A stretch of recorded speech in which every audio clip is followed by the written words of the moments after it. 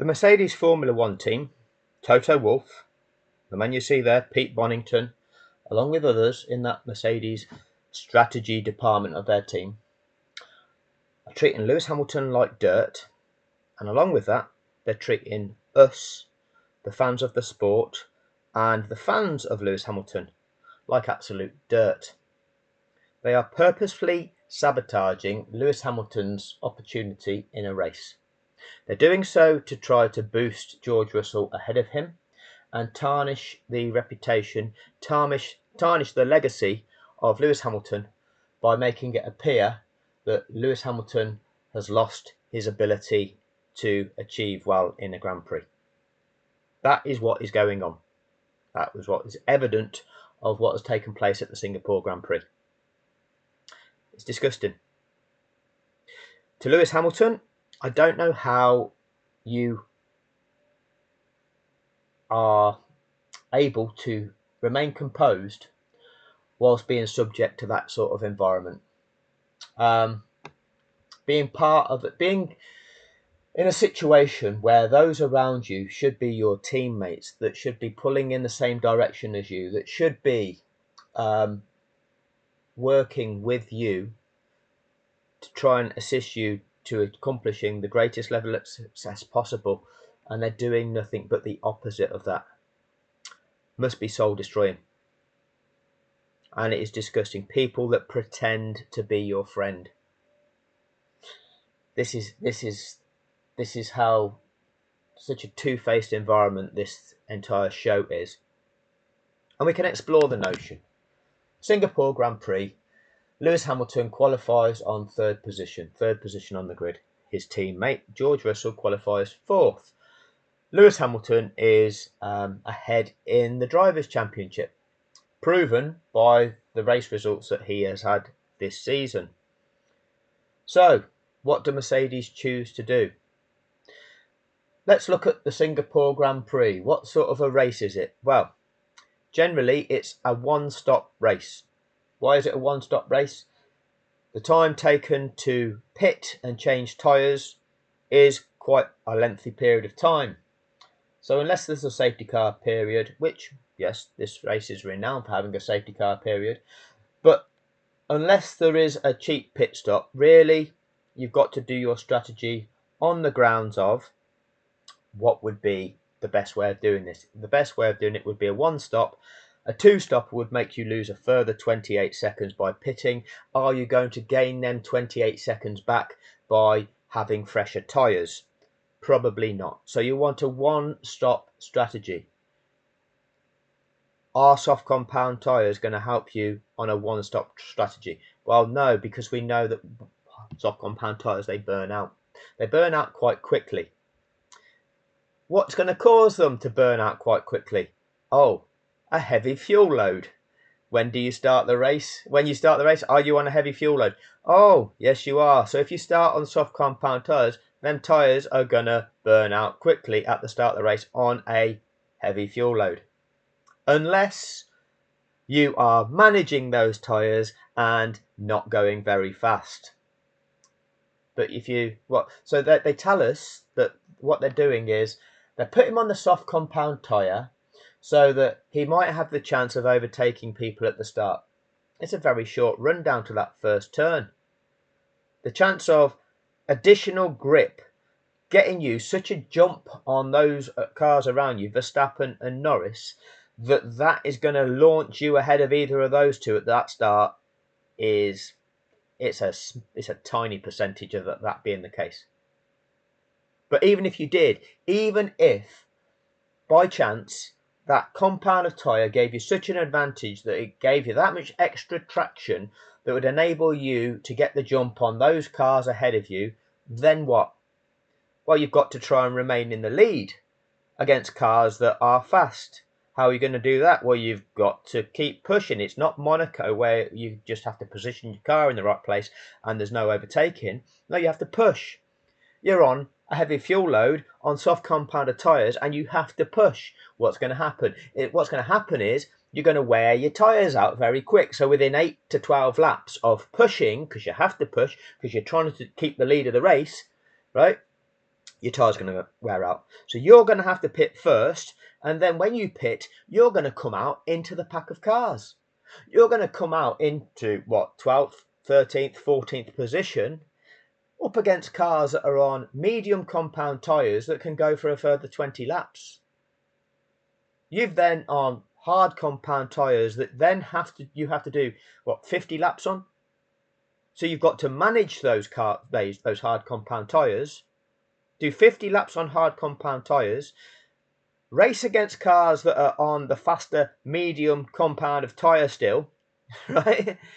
Try and get past them, burning up your hard compound tyres, losing time every lap because you're being held back by cars that are running into out 13th, 14th, having to wait till there's times around that lap where they are suitable for overtaking. All the time, losing time on those guys out the front now.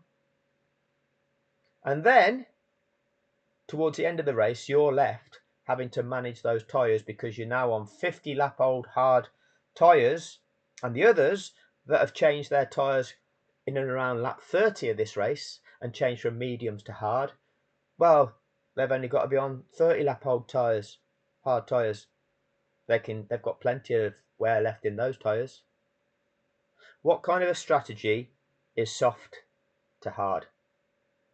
And if you want to say, oh, it's a gamble, we know that there's always a safety car in Singapore.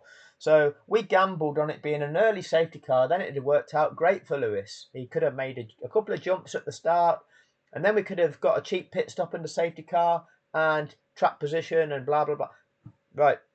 If you are splitting your strategy between your drivers and gambling, do you gamble with your best chance of the one that's the best chance of scoring points in that race, or do you gamble with the guy that qualified lower down and has demonstrated that he doesn't have the same race pace as your best guy? You know, your best guy who was an 8-time world champion, who has proven time after time after time that during races he generally makes positions and he has faster race pace. He has better racecraft.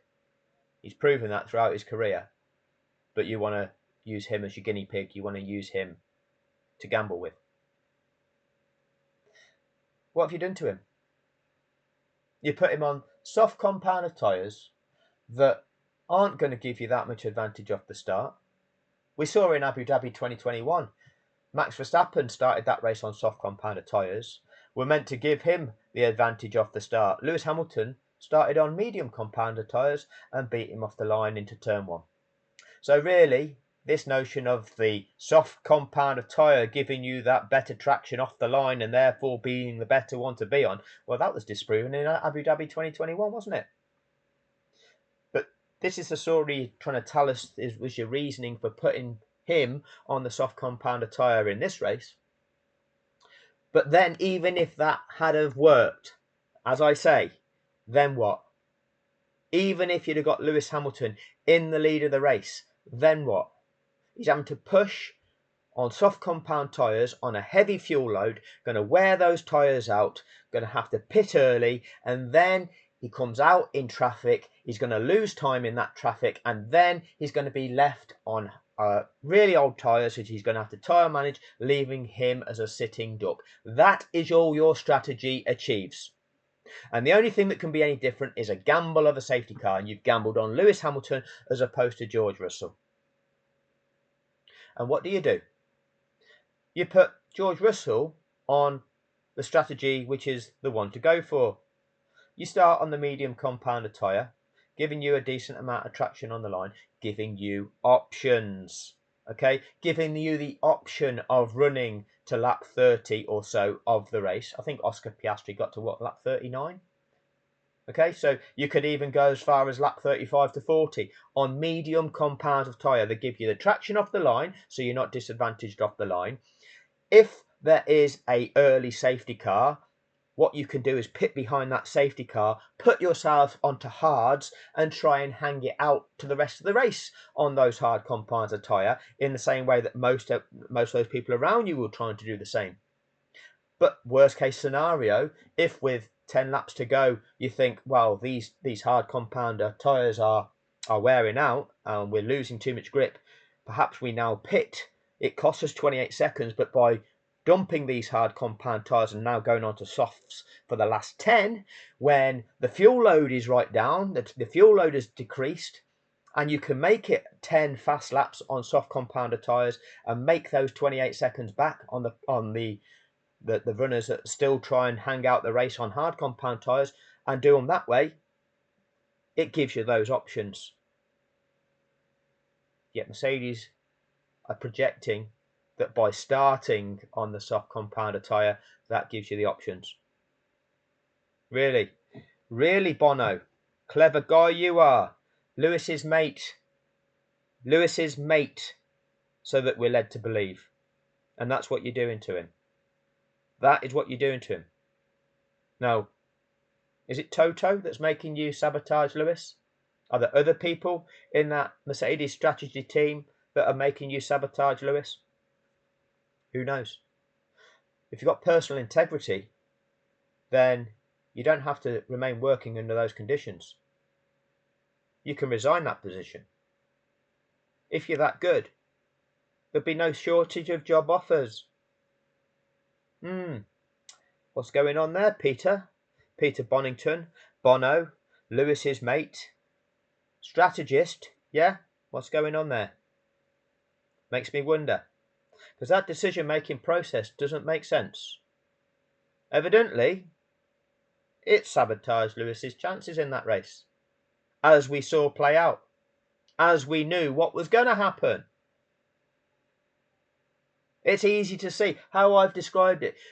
Okay, let's say he got a great launch off the line and ended up in the lead. Okay, so he's now leading the Singapore Grand Prix because of this amazing strategy of putting Lewis on the soft compound tyre. Now what? Well, he's not going to just be able to hold people up. It's not Monaco where he can just keep people behind him. So he's got to push to remain in the lead. Otherwise, he gets re-overtaken. So the advantage of the tyres is gone, isn't it? All right.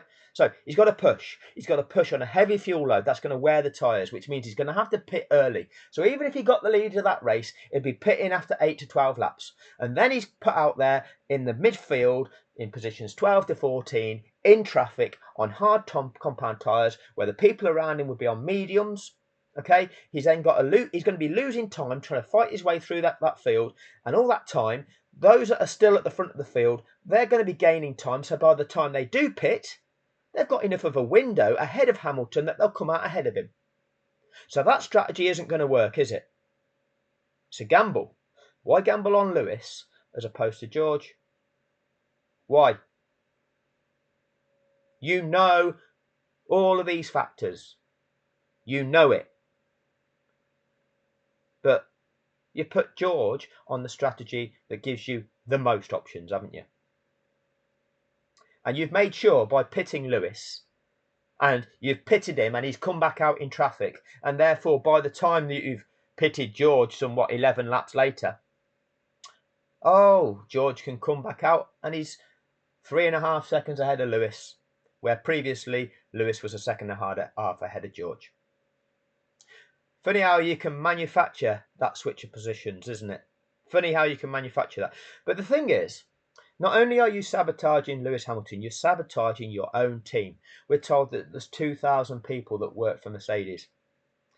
2,000 men and women that are doing a job, trying to achieve success. That success is trying to make sure that that team that they're working for finishes as high as possible in that Constructors' Championship, trying to beat the other firms around them that are all seeking to achieve the same thing. And there is prize money for the competition. That prize money is where you finish in the Constructors' Championship. And that prize money, it jumps up in amounts of around about $10 million for each position you climb in that table. At the moment, Mercedes are in 4th position. And if they got 3rd position, the team would receive an extra $10 million, something in that region. Now, what we're told is these 2,000 employees, their bonuses that they can get on top of their annual salary are linked to the finishing position in that championship, linked to the prize money. So if the team gets more prize money, these employees get a bit of a share of that prize money. Is the Mercedes team doing what it can to best give itself the chance of finish third in that championship. And you absolutely are not. Your sabotage of Lewis Hamilton is sabotaging your team's chances in this championship. 2,000 people that work for the Mercedes Formula One team, 2,000 people whose livelihoods depend on this. They get a wage, but that bonus that they can get is a huge amount of money to them. And the likes of Bonington here, the likes of Toto Wolff, is sabotaging what their own team can earn through their desire to sabotage Lewis Hamilton. That's how disgusting these people are. Peter Bonington, Bono, this is you. This is you. And let me show you what they did in Singapore in terms of the impact it's had on their race. So, Lando started in first, finished first. Max started in second, finished second. Lewis started in third, finished sixth. Great strategy call that is, Mercedes. George started in fourth, finished fourth, but he got overtaken by Oscar. Why was that? It's because George isn't that good, isn't it? Oscar was able to jump Lewis through to the pit stop strategy, okay? Because Lewis was a sitting duck by the time Oscar had pitted, and the tyre offset was ridiculous. But then Charles Leclerc and Carlos Sainz. So, had the tyre strategy been correct by Mercedes, and had George Russell actually got ability as a driver, Mercedes should, by rights, have finished third and fourth in that race.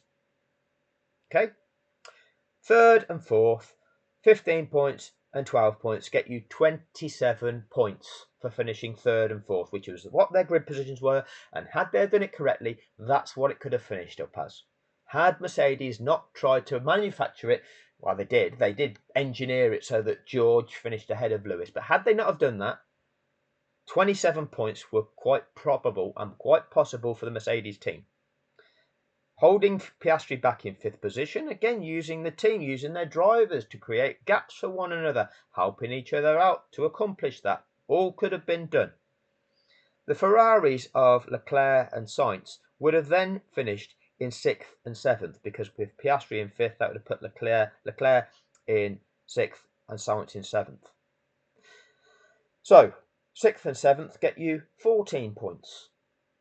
As it turned out, Mercedes finished fourth with Russell and sixth with Hamilton. That's 20 points. They've lost 7 points on what they should have got. Ferrari, who should have finished sixth and seventh, ended up fifth and seventh. So Ferrari have actually gained 2 points on what they should have got. That's a difference of 9 points. A swing of 9 points in that Constructors' Championship. So you go to the Constructors' Championship, we go to the standings here, and we go to the Constructors. At the moment, Ferrari are 112 points ahead. But that gap, there's a 9-point swing on what it should be based on this result. So that gap should be 9 points less than that. It should be just 103 had the result been right today. Had Mercedes have done a better strategy. You can go back to Spa, when Mercedes tried to run a strategy to enable George Russell to leapfrog his own teammate by engineering it for George to beat Lewis through using a one-stop strategy. And they did so by cheating. They did so by risking that car going underweight, by risking wearing so much rubber off their tyres that car would end up underweight, yeah? They'd rather do that. They'd rather risk that to make sure George was engineered to be ahead of Lewis, rather than allow Lewis Hamilton to win a race that he drove superbly in. They'd rather see George ahead of him, and that costs them another 18 points. Oh, that brings the gap down to 85. And I can go through loads of races this season where their strategy has denied Lewis Hamilton positions. Denied him positions due to strategic calls by the Mercedes team. And when we go through to the end of this season, if we can identify that many races where Mercedes' strategic calls have denied Lewis Hamilton the chance of accomplishing higher finishing positions, netting a greater number of points, purposely because Mercedes are seeking to boost George Russell ahead of Lewis Hamilton, sabotage Lewis Hamilton just to promote George Russell, impacting the team's chances, impacting the chance of Mercedes finishing ahead of Ferrari, impacting the chances of winning that extra $10 million, some of which would get split between the 2,000 employees of that team. Well, I think there's a case there for the 2,000 Mercedes employees against Toto Wolff, against Pete Bonington, against the strategies, people who are supposed to be in the same team, pulling in the same direction to make sure that team accomplishes something that's going to impact their earnings that are being sabotaged by the team's desire to sabotage Lewis Hamilton. That's how disgusting this is. So like I say, Lewis, sadly, you've got to see out your time in the snake pit. You've got to see out your time in this environment where these so-called friends, so-called teammates, these people hiding behind masks that are pretending they're there for you, they're trying for you, and they're doing nothing but the opposite.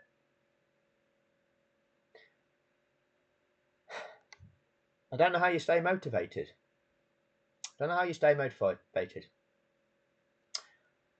Just hope you see out this last few races of the season and move on to pastures new and put those toxic people behind you. But there will be decent people that work for that Mercedes team, and their livelihoods are going to be impacted by what the Mercedes team is actually doing to promote George Russell and undermine Lewis Hamilton. And that's disgusting. But those at the top, the likes of Toto Wolff, they don't care about that. They don't care about that. They've already got enough money in the bank. They're not struggling. Okay? They're not the people that have got a mortgage. They're not the people who an extra £5,000 on their annual bonus is going to make a huge difference to them. That's going to have a big impact on their life. That's going to enable them to buy a new car. That's going to enable them to go on a really good holiday that they otherwise couldn't afford. Yeah, Toto doesn't have to worry about that. Bonington here, I'm sure he's on a deal where, yeah, that £5,000, that doesn't make that much of a difference to his life. But I'm sure there's plenty of employees in that Mercedes team where that extra £5,000 or £10,000 for the extra finishing position, that would be a big impact on their lives. And they're being screwed out of that too. Just because there's an agenda to undermine the guy that's brought so much success to this team. The guy that elevated that Mercedes team to 8 championships, 8 record-breaking Constructors' Championships. The guy that was the greatest points hauler throughout the majority of that time. For 7 of those seasons, Hamilton was the highest point scorer for the Mercedes team. And the team that he wasn't, well, the team engineered it for Rosberg, didn't they? And now you're undermining him. Now this is how you treat him. Disgusting. Anyway, that'll do on this one. Thank you all for your time.